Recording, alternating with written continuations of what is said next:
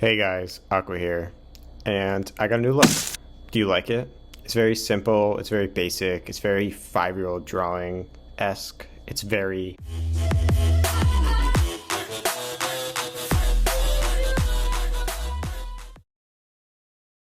Oh, sorry, where was I? Oh yeah, everything you need to know about DMZ. And make sure you watch till the end for the best loot locations in the game. Hey, before we start, maybe hit that subscribe button. It'd be really cool. Thanks. Let's begin. It all starts before you even enter DMZ. If you come over to here, the weapons tab, you will see where you can equip all your weapons and equipment, your keys, and gear from previous games that you extracted with. For the weapons, you have the option of taking insured weapons, which are guns that you have unlocked and you can fully customize them.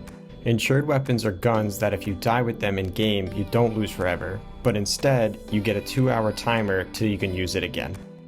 Contraband weapons are guns that you've extracted with, but if you die with them, you lose them forever. Lethal, tacticals, and field upgrades are free to use, so don't forget to re-equip them every time you load back in. That's enough of this. Let's talk about all the things you could do inside of DMZ. When you first load into DMZ and look at the map, you'll see a lot of things to do, but don't worry, I'll explain everything. There are 3 stages in DMZ. The first stage where you load in and you have 20 minutes to explore, kill, and loot. You don't have to extract at this time. Once the timer reaches 0, the radiation circle, which changes locations from game to game, actually starts to expand outwards and tries to cover the entire map. You'll have an additional 12 minutes till the circle does this. While the circle gets larger, it starts to take away the extraction points as it reaches them, and will not be able to use them anymore. But if you miss these extraction points, don't worry, there is a final extraction. This spawns after all 3 other extraction points are unavailable. This extraction is different though from the other ones because there is one timer set for the whole server that leaves after the timer runs out. Not before, so even if your whole team gets on it, it won't leave, so be prepared to fight for it. Or if you don't want to fight, you can actually jump on top of the helicopter and still extract, and the enemy team inside can't kill you. But now let's move on to the contracts. There are 9 different ones to choose from. Starting with the 2 cargo deliveries, these are both the same except one uses a boat, the other uses a truck. You can locate these missions on your map and pick up the phone. From there, you will head over to the marked location on your map to enter the cargo vehicle and start heading to the delivery location. But you have to be quick because once you get in the vehicle, a helicopter will start chasing you. These missions can be done solo or with a squad. Both vehicles have turrets on them that you can use to try to kill the heli. But from all the times I've done it, I've never been able to shoot it down. So all you need to do is a little back and forth motion and you'll be fine. After delivering the cargo, you'll get $10,000 and you get to keep the vehicle as well. Also, a little fun fact, if you get a popped tire, you can repair it without anything.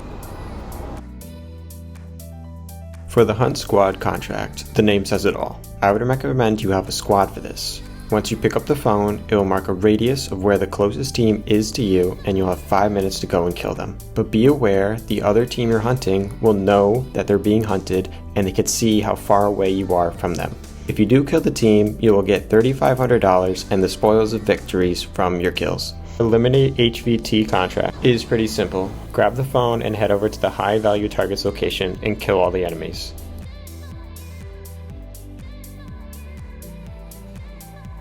The high value target will be wearing an outfit like this. Kill him and walk over to his body to confirm the kill. For completing this, you'll get $5,000 and the high value target drops a decent weapon each time.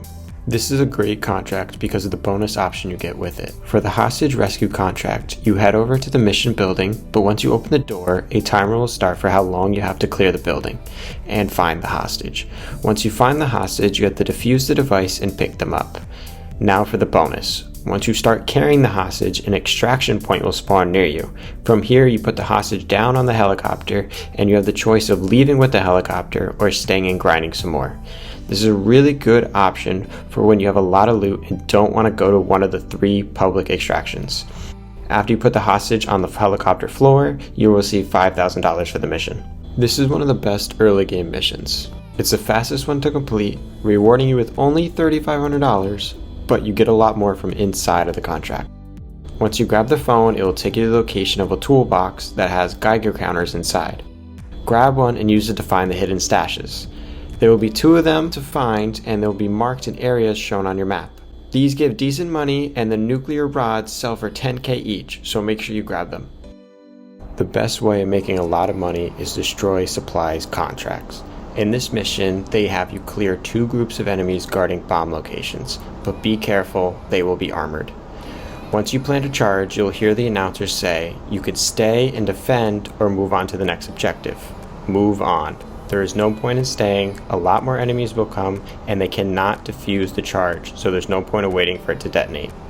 Once both sites are destroyed, you will receive $750 and the locations of safes in your area. This is why this is the best way to make money. You can have 1 to 4 safe locations revealed. If you see these safes when you're not doing the contract and just running about, you can open them the same way. So head over to the safes locations and activate the drill. This will take some time, so get ready to kill incoming enemies. The range of the safe is pretty large, so you can move around and find a better holding spot. Just make sure you see it say drilling, and you're all set. Once open, go and collect all your rewards and go crazy. The secure intel contract is an easy and great way to get a lot of XP. When you start the mission, head over to the marked location on your map, and you're looking for a computer. They can be tricky to find sometimes, so just listen for the sound it makes, which is the same as the contract phone sounds. So just follow the sound and you should be able to find it. Once you find it, grab it and head over to the nearest radio tower and upload the intel. This mission also reveals the location of the Juggernaut on the map, but we'll get into that in a little bit. You also get $5,000 for completing this contract. The final contract you can do is a Raids Weapon Stash mission. This is the hardest out of the 8 other contracts you can do. You get 2 good weapons and a bunch of other loot as well. Once you grab the mission, it will mark a nearby stronghold, which has a large safe inside, so you will need a stronghold key to get in. Unlike the Destroy Supplies contract, you will need to have the contract active to be able to open this safe. This safe takes longer than normal safes, and a lot more enemies come to protect it, so be ready. Furthermore, your location will be revealed to the server, so when you start drilling into the safe, be careful for incoming enemy squads. This contract rewards an additional $5,000 for completing it, but now that we've finished going through all the contracts, let's speed run through all the other map icons. Buy stations are all over the map. This is where you can gear up after getting all your money from all the contracts you did. Here you can sell your items you found during your run. You can buy armor plates and keys and guns as well. The keys, kill streaks, and guns change from shop to shop, so if you don't see what you want, you can try another one. Ammo depots is where you can refill your ammo, and these areas usually have decent loot around them. Gas stations is where you refuel and repair your cars, pull up to the pump, and wait. You don't have to stay in your vehicle while it's refilling. UAV towers are self-explanatory. Run up to these towers and activate the UAV, which shows the locations of nearby enemies.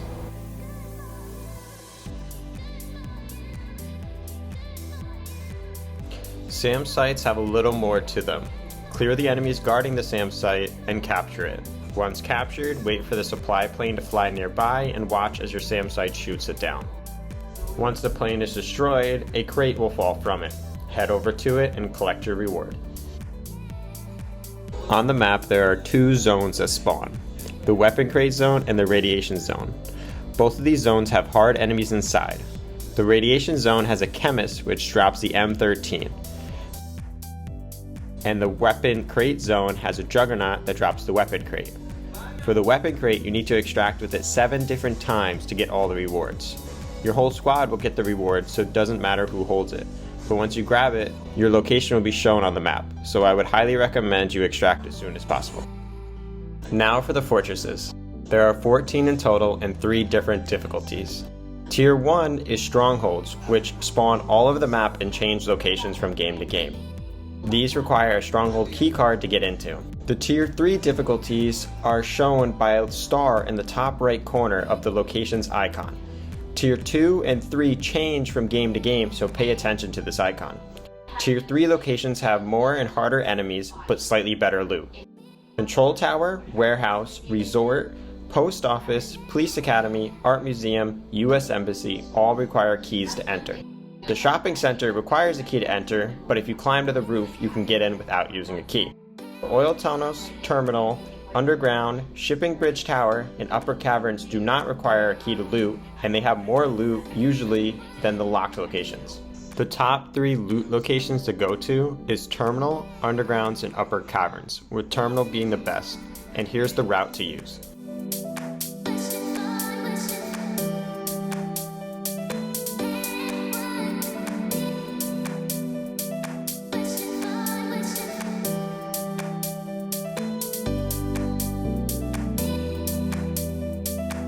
We did it, it's all done.